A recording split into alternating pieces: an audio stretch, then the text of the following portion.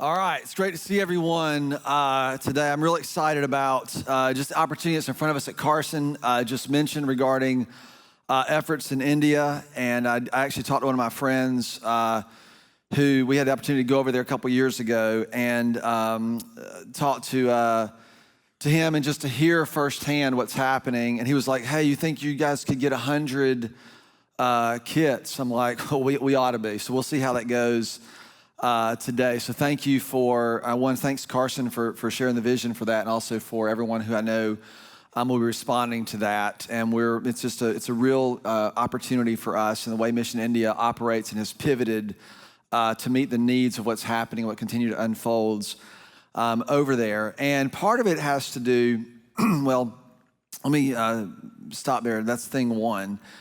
Today is actually Pentecost Sunday. I don't know if y'all know that or not. So in the church calendar, in the Jewish feast, this is after the first fruits. You count 7 Sabbaths, seven Sabbaths, and the 50th day is Pentecost, which in Greek means 50. That's where the word comes from. And this is really corresponding in the Christian calendar, 50 days after Easter. And what's interesting is what happened in the account in the scriptures on Pentecost after Easter was the coming of the Holy Spirit. The Holy Spirit came, and it was in this miraculous event where all these people were gathered to celebrate Pentecost, Shavuot. They were to celebrate. And when Peter started preaching, everyone heard his message in their own language. And it's really, to me, I have I watch these threads through the Bible. In Genesis 11, God dispersed language so that men didn't continue to create a name for themselves. And in Acts, it's almost like the redemption of that, where language was unified in order to unify God's people, to bring glory to Him, to honor Him. And so there's all these nuances of it, and which is really interesting because we're going to talk about this today, this idea of what does unity actually mean? What does it look like for you and I? And how do you get in on this from wherever you are? So that's what I'm going to try to do in the next couple of minutes we have together. And so this is how my brain works. I have these nice written notes out, which you can't see very well. You can see that pretty good. And then I have this, which is probably what I'm going to use. So we'll see how this goes, okay? If you like to draw and doodle, you'll probably follow along pretty well. If you like clean, neat, written stuff, you just have to watch this multiple times. Because here's why. When I think about relationships, I've been thinking about this for a long time, trying to understand this. And this is not going to be the final word on it. This is going to turn the corner on what I think relationships are and what relationships ought to be. I don't think we have clear definitions, but worse than unclear definitions is we have a rule, a governing system in our relationships that most of us have no idea we even operate according to, and we need a new rule. We need a new governing system to govern our relationships, because what it does is it ruins the things that we desperately need. It ruins empathy, it ruins vulnerability, it ruins trust. And most all of us know that in our culture today, trust is very, very difficult. Will we agree to that? It is very hard to trust anyone for anything. We don't trust motive. We don't trust whether they're going to come through on things. There's a lot of things. There's a lot of reasons, valid reasons, to distrust. And so most of us end up living with a sense of hesitation and this sense that we can't trust anybody, and it affects our families, it affects our relationships with our spouses, it affects our relationship with our kids, it affects our relationships at work, it affects every relationship we have.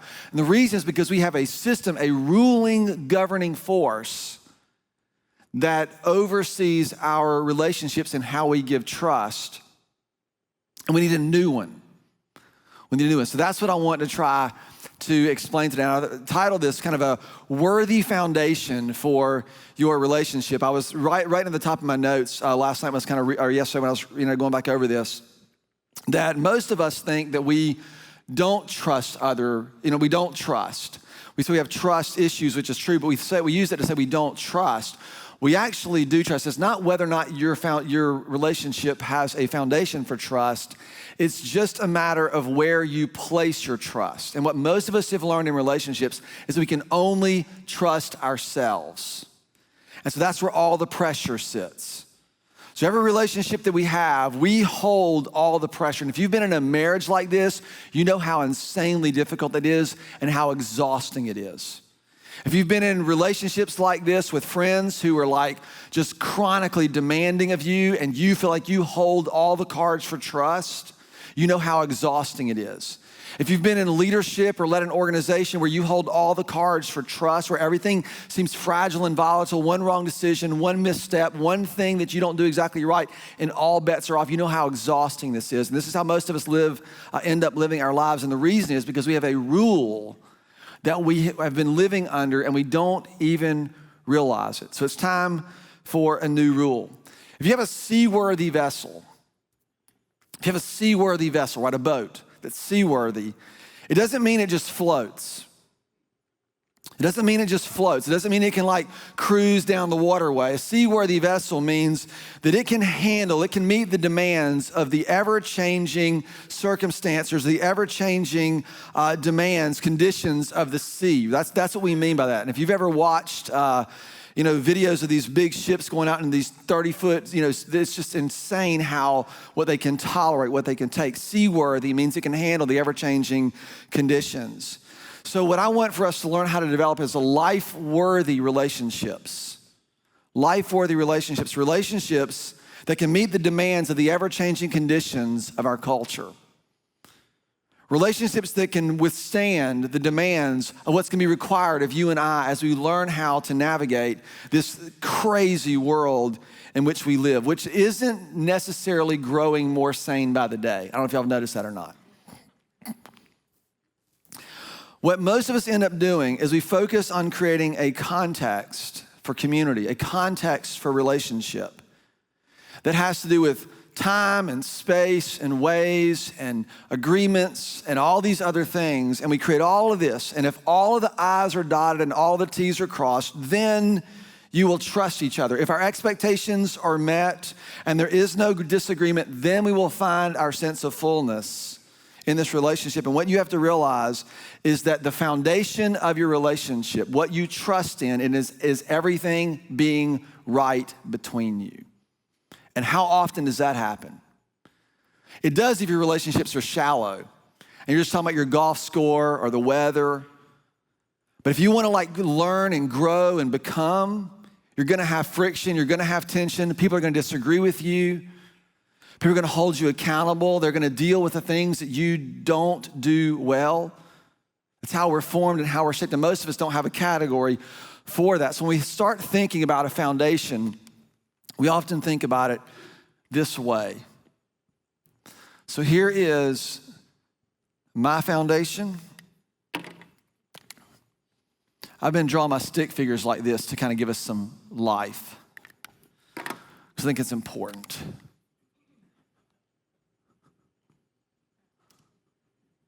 Can you see that okay? See, this is my foundation, and this is your foundation. And all that happens in between here is how we connect with one another. How we connect with one another. We've been defining relationship this way. Relationship is the way in which we see ourselves as connected to one another. So if someone makes you feel good about yourself, then you say, the way we're connected is you make me feel good.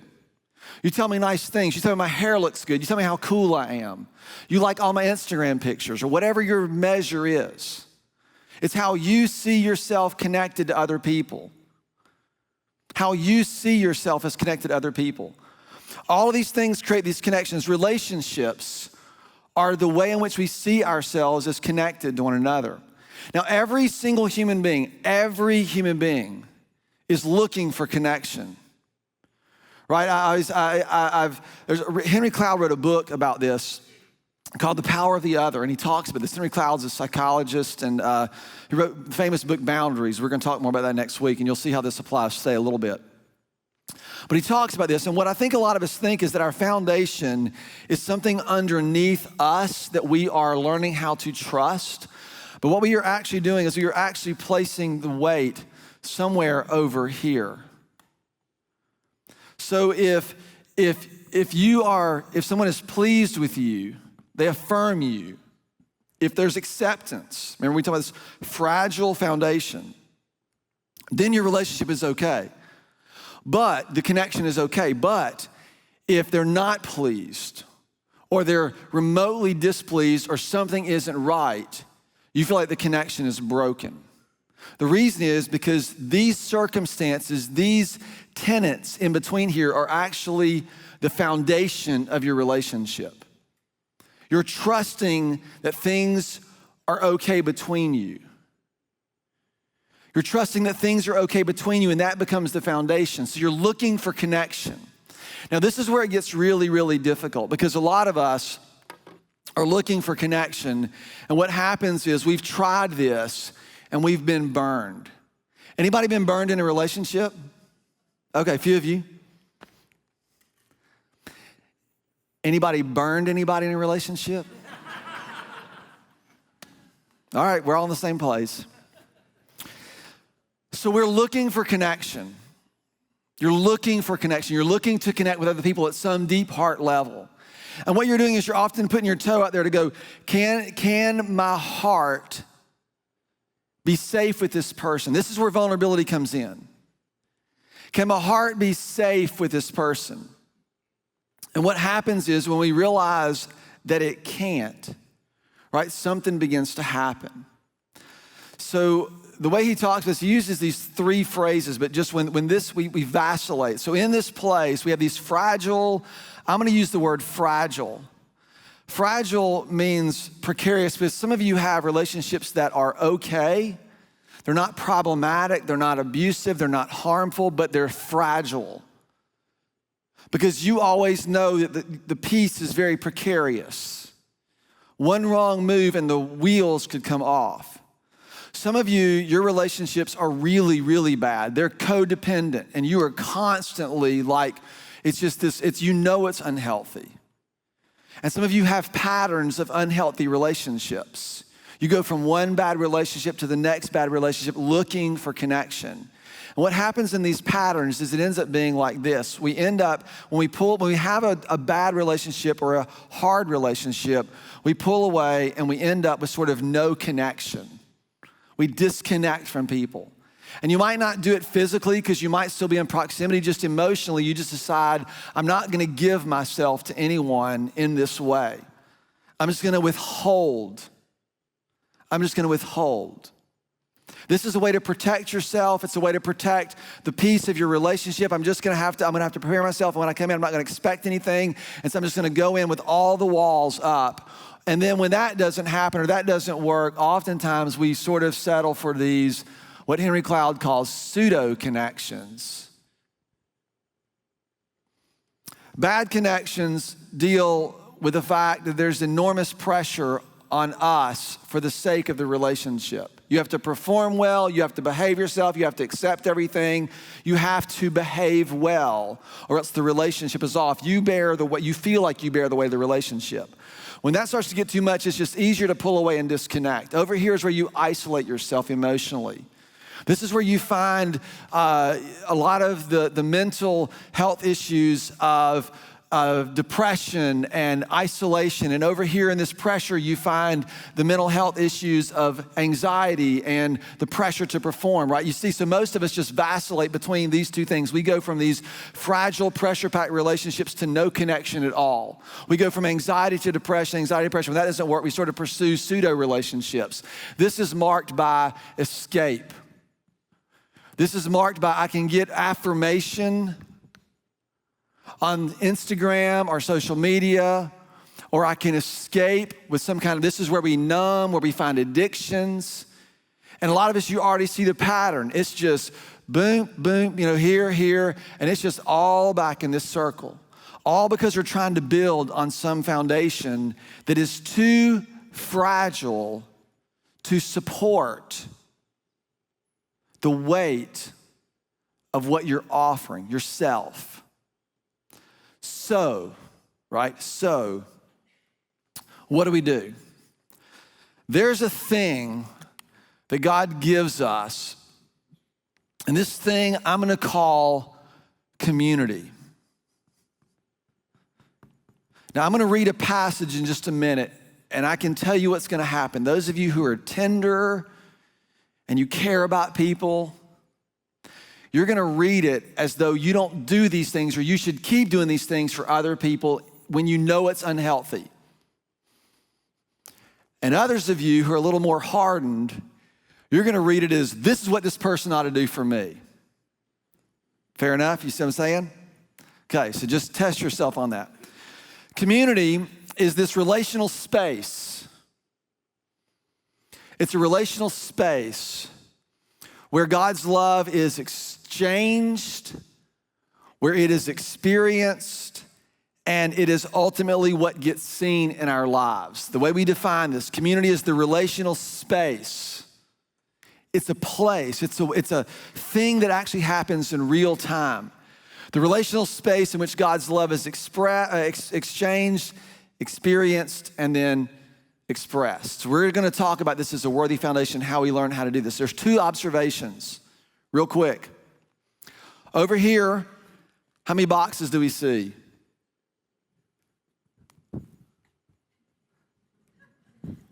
How many? Two. All the people at home got it right. Over here, how many boxes do you see?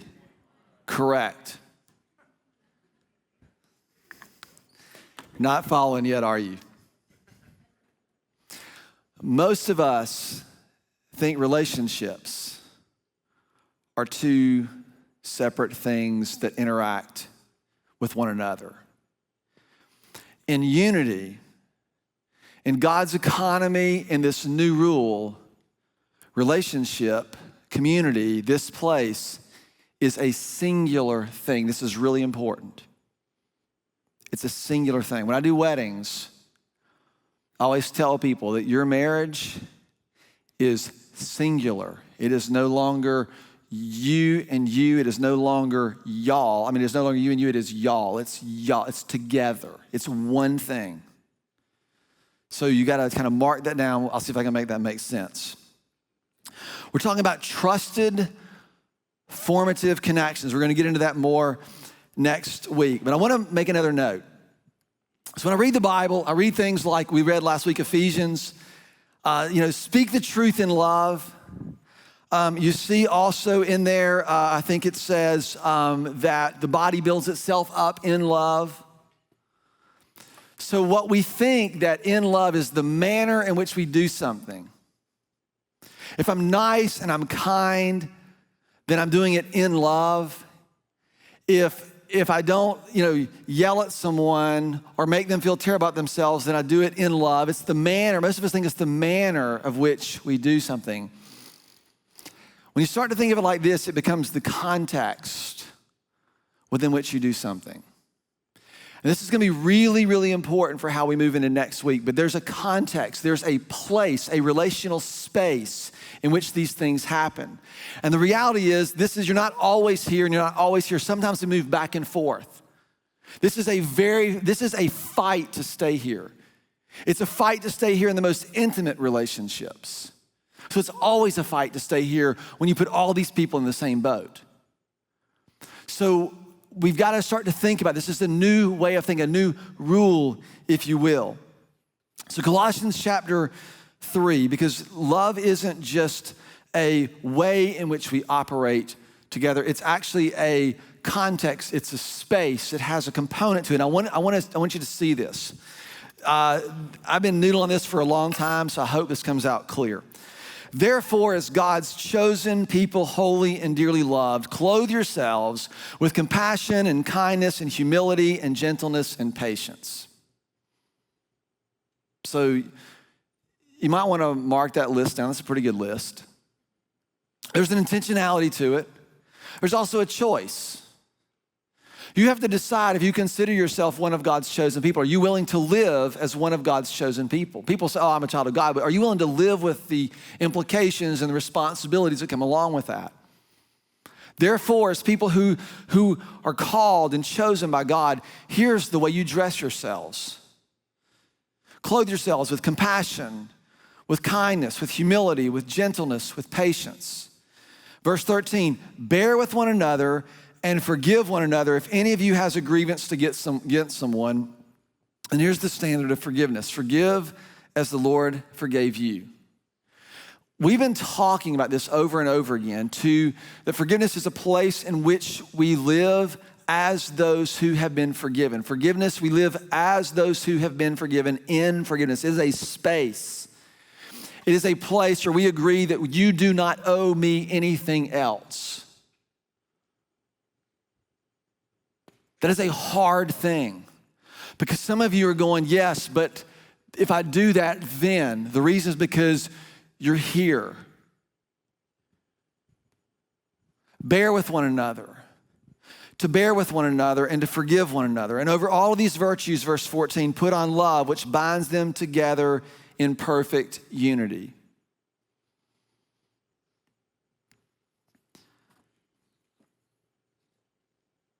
Verse 15, or let me my foundation from last week. I'm going to read this, put this up there again. God's love is fully sufficient for human relationships to flourish, because it is the only foundation, but it is the only foundation sufficient for the fullness of human expression. And I just have this at the top of my notes on my desk so I can look at it every day. Because what I'm talking about is this place in love is essentially this guarded, sacred space that you and I are learning to live in.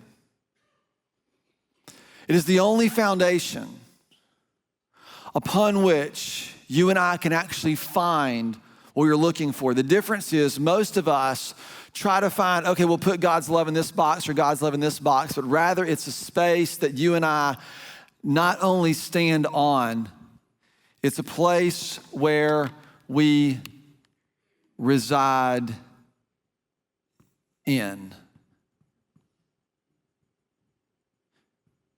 Do you see the difference in these two pictures? One is plural. It's you, and over here, it's us. It's as singular as you can get. And what he says, and look at this, what he says in the next verse, he gives us a rule. He says, let the peace of Christ rule in your hearts. Over here, most of us are trying to preserve the peace. Over here, we live under the governance of peace. You know what peace is, right? We talked about this. This isn't like niceties. The peace of Christ that is to rule is shalom. It is that we are rightly related to one another, becoming who it is that God has called us to become. Let the shalom of Christ, let the ruling and reigning that God has brought to you rule. Serve as arbiter. Every decision comes up and says, is this governed by what it means to be rightly related to God, to one another, and to everything else? And if not, things have to be different. You're either going to resolve it here or one person's going to move out of there. That's how this always works. Let the peace of Christ, put verse 15 up there, let the peace of Christ rule in your hearts.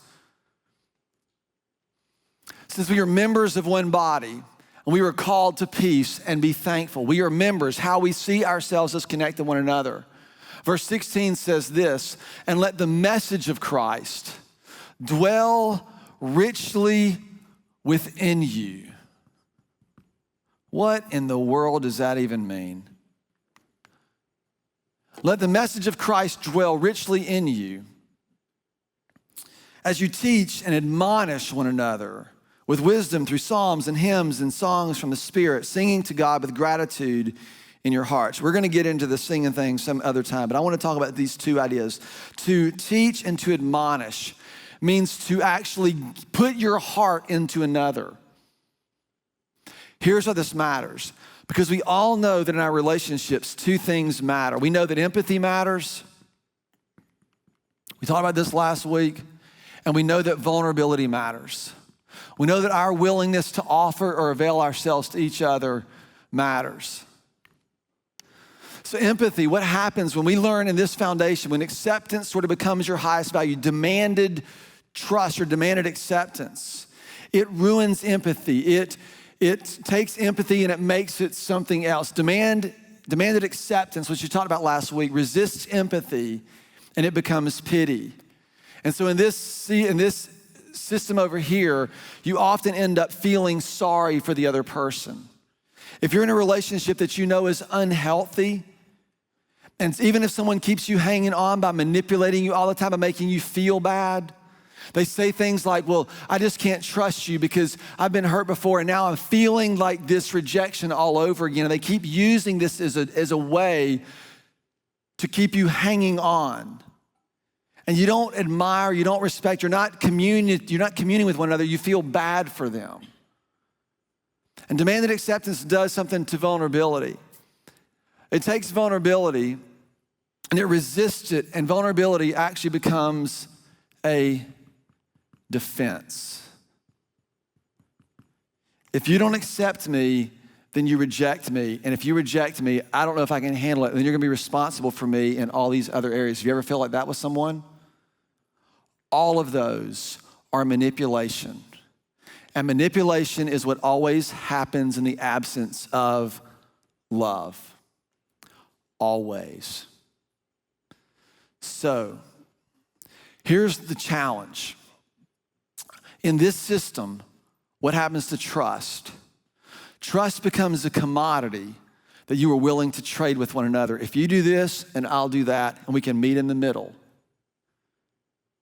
And everything becomes this exchange. And what you are trusting is not the heart of that person. You are trusting them that they will do what they said, which is not bad. It just creates a foundation that isn't sufficient, nor is it what's intended. Because here's what happens if this is allowed to run too long. Trust not only becomes a commodity, trust becomes a weapon. You want to hurt someone, tell them you don't trust them. And watch what they do. They will come running back to you so fast. And whenever you get scared, whenever you feel a little threatened, you just pull the trust card. You just pull the card, and what you're doing is what you're doing, no matter how noble the trade here, it's still an insufficient foundation. What he says to us is that we are to bear with one another. It means trust in this system. Trust isn't, and please hear me. Please hear me. In no way am I advocating that you don't have an obligation to be trustworthy. But some of you have been in relationships where something happened a decade ago or 2 decades ago, and you're still paying the price. And you know that you can be trusted. And the person that you're in this relationship with knows that you can be trusted. Some of you, you're in this camp and you always use, I thought you forgave me. I thought you did this, and you're using it to manipulate that person to keep them hanging on. You've got to do the soul searching. One of the things about this, it says we enter this place in sincerity and in truth. God says, I desire truth in your innermost being. This isn't for the faint of heart. This isn't an easy thing. It's easy to live over here, and the more charming and smooth or intimidating you are, the easier it is for you to get your way. Over here requires something different. But if you live over here, you're gonna use trust as a weapon, and you will never be able to give yourself or avail yourself, or more importantly, have someone avail themselves to you. What they have found, every high-functioning, high-powered organization, team, or anything that accomplishes great things, the top factor in those organizations is high trust. High trust. They've done surveys with the Navy SEALs. They've done high trust. And it's not, you trust me. It's not demanded trust. It's, I know these people have my back every time. And because they have my back, I'm going to do my job every time. The same is true in this. The challenge is we are being formed and we are being shaped, and you need a place where you can be who you are while you are becoming who you are. And that place needs to be safe, and acceptance is the groundwork for everything else that is unfolding. To be humble and kind and patient. These are not lists of things to put on your checklist and say, well, you're not this and you're not that. To bear with one another, right? See, some of you read that and you're accusing the people around you for not putting up with you. That's because there's a hardness there. For others of you, you feel guilty because you're not putting up with others the way you think that you ought to do, because you're both over here trying to assess yourselves instead of being willing to enter into this place to receive and to trust God's love for you. This is why the gospel is the only way for us to experience this. I saw a meme yesterday. Someone said, do you need Jesus to go to heaven? And she said, honey, you need Jesus to go to Walmart. Oh, that was hilarious. Right? When we talk about this, we're not just talking about something that you check the box. We're talking about if you don't, my trust of the people around me, and I'm a high trust person. I don't demand trust, I assume it. The people who love me, I assume they trust me deeply. My relationships aren't shattered by things when they go south or when there's even a parent, like someone says, hey, Mike, I'm really struggling. I go, hey, I understand, I'm learning, because I assume trust. Why? Because my trust in them is based on their relationship with Christ. Now, if someone doesn't have a relationship with Christ and it's not deepening and growing, we have a different conversation. But you know this.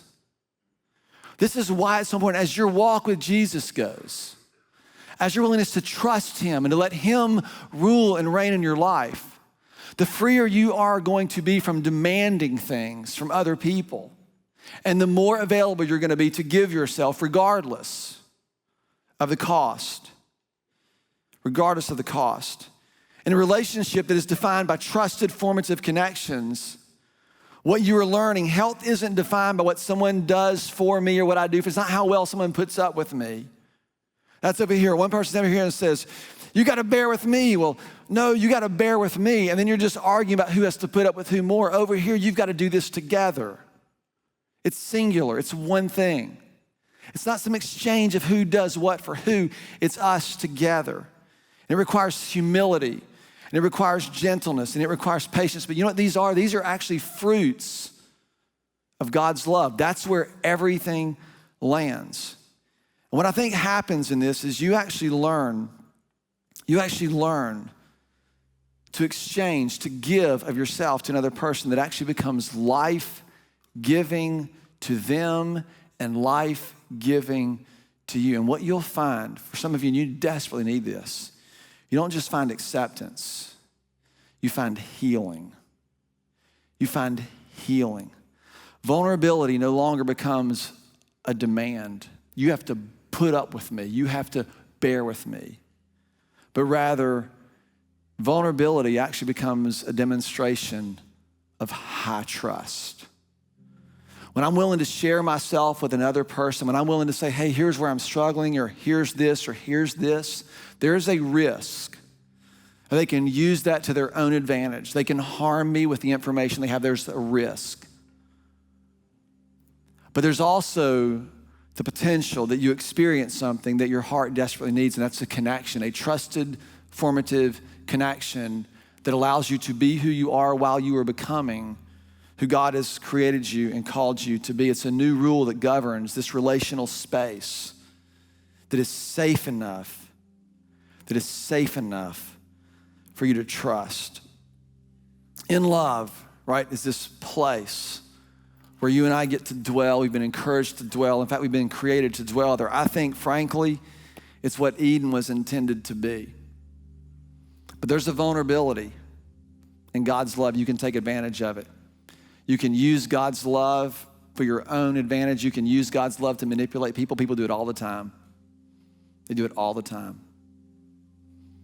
And at some point, you and I have to decide that we're going to learn how to live in this space. And we're going to let the peace of Christ rule. And we're going to I don't even get into this, but I don't have time. The embodiment of his life. This is a residence, a place where we reside. And it's here. And the reason this is so important, this is a tease for next week. People think boundaries are designed to keep harmful people away from them. They're not. Boundaries are designed to make sure that you have a safe place to relate with other people. And if people are unwilling to operate inside of those safe boundaries, they do not get to operate with you. Did you hear me? Some of you need that. It's not mean. It's just you can't operate outside of God's love. We can't do it in a healthy way. It's the only foundation sufficient for the fullness of human expression. I want to close today, and we're going to sing one of my favorite songs, and it's just an invitation because some of you are like, you're going to figure, you got to get it all together, and you got all these things you got to work out. Nope, it's an invitation to come, to show up here, and to learn to trust here, and to learn to walk here so that you can be accepted exactly like you are. You can be right where you are, and you can become who it is that God has called you to be, because he has created us, and he has made a sufficient way for us to live in trusted, formative relationships, connections. God, I pray that for those who are here that are stuck in patterns of isolation and escape and numbing and all the other things that I know exist in a place like who we were talking to today. And all of us have tendencies towards that, whether it's losing our minds on TikTok or drinking too much or all the other things that go in. God, my prayer is that right now there would just be an invitation that we don't have to get ourselves ready. We just come just like we are. And we can depend on all that you have done to make a space, a relational space for us to connect. So as we sing this, as we ponder the words of this, as we just let the message of this song kind of wash over us, I ask that you would just remind us of how unbelievably pervasive and powerful the rule of your love really is. And that, God, we will be able to find some measure of health in our relationships going forward. I lift all this to you in the name of your Son, Jesus Christ, who is our King. If you're in the rooms, I want to ask you to stand as we declare this together.